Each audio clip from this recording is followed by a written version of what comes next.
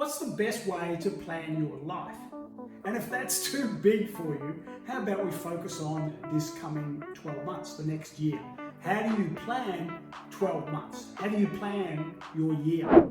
Well, it's now 3 years since the pandemic started, and when it started, I was up in Queensland. I was house sitting for a friend of my sister's up on the Sunshine Coast. I had a good life. I was wandering around Australia house sitting. My business was going along nicely. I didn't have too many complaints. But when the pandemic hit, everything got tossed upside down. There were no more house sits because everybody had to come back home.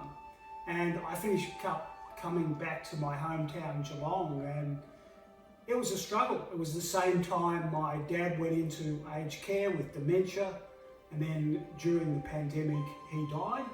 And I was at home looking after my mum, basically, and my business effectively collapsed because my two main clients, one lost his business and the other one unfortunately died.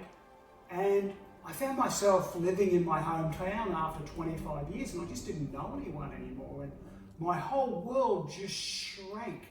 I didn't have my adventures, I didn't have my business, I didn't know anyone, I had nowhere to go, and I was at home living with my mum well into my 50s as a single bachelor, never married. That's not a story of how I thought my life was going to pan out.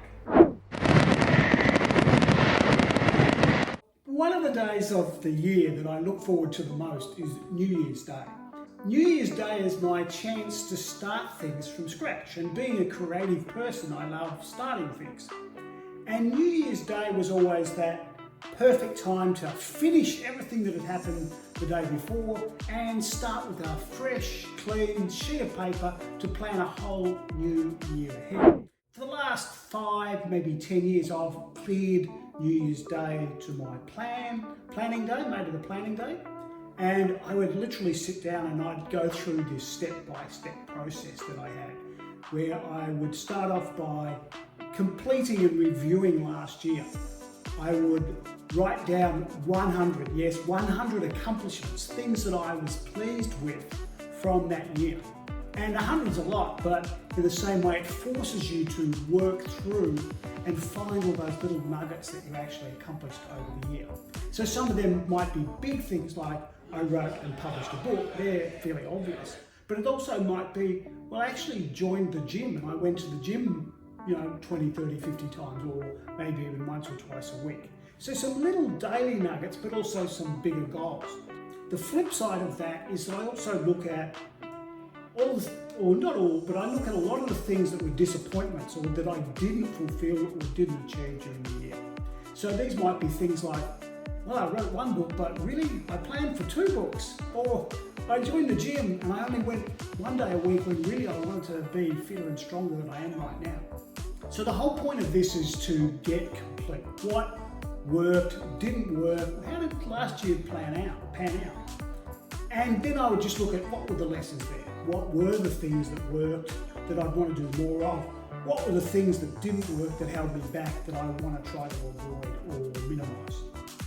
So that was my perfect way to plan. And then once I had that, I could start to plan my goals for the year. And that's pretty much what I did. I said, I would want to create that, I want to create that, I want to achieve that, I want to achieve that. And then I'd create little projects for each of them. So for example, if I was going to write a book, then I'd go, here's the topic, and here's the book plan, and here's when it's going to get written, and so forth. So I was very much in my element as a designer or a planner, or as an architect, as I used to be, planning my year ahead.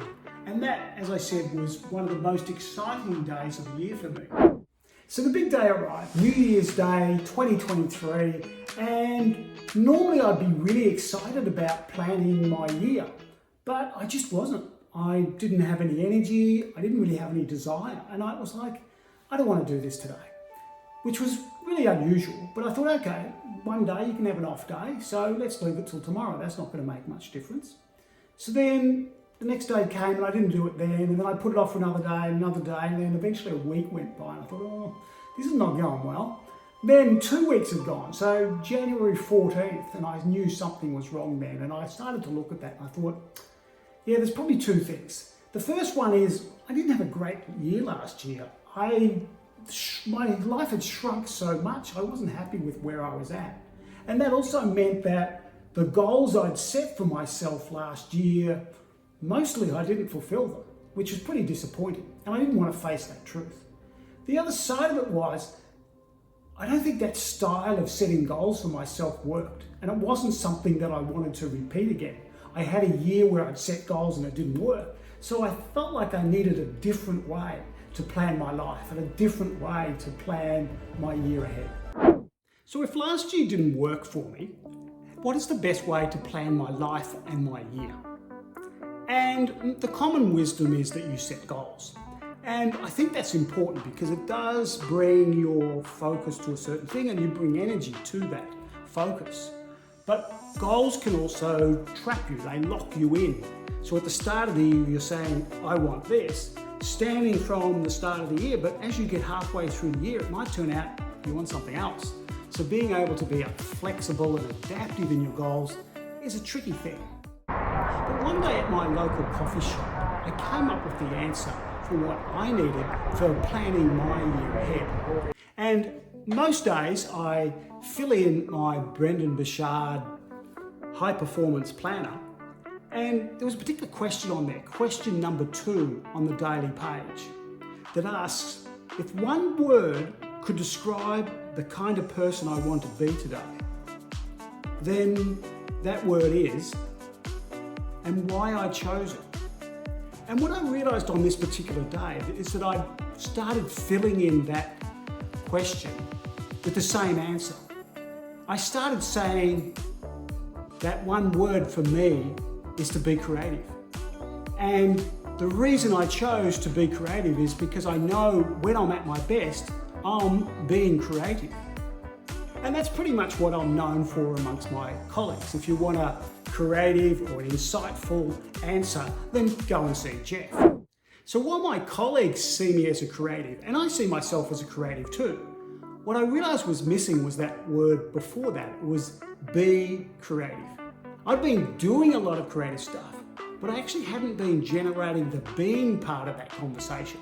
And you might have heard it, be, do, have. You've got to generate the way of being, what you bring to a situation to take the right action so you do the right things so you can then have the things that you want. So it wasn't the goals. The goals are all about the doing part of it. It was that I wasn't generating or bringing the being, the creative way of being, to my goals and my actions. That's what was missing for me, and that's what I think is missing for a lot of people in the way that they plan their life and their year. They spend all their time focusing on doing and having, and they forget about the way of being. And that's why I came up with a theme for the year which addresses this, and it was the year of being creative. So I can still have my goals of what I'm actually going to create, the doing part, but if I focus on what I'm bringing to the situation, my attitude, my energy, my intention around the activities that I'm doing, that way of being will actually shape the doing and hopefully give me the having. And I think that's my encouragement for you, is to not just look at the goals, the doing that you want for this year or for your life, but look at the way of being. What type of person are you going to be this year?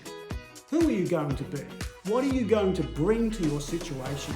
What's the attitudes that you're going to adopt?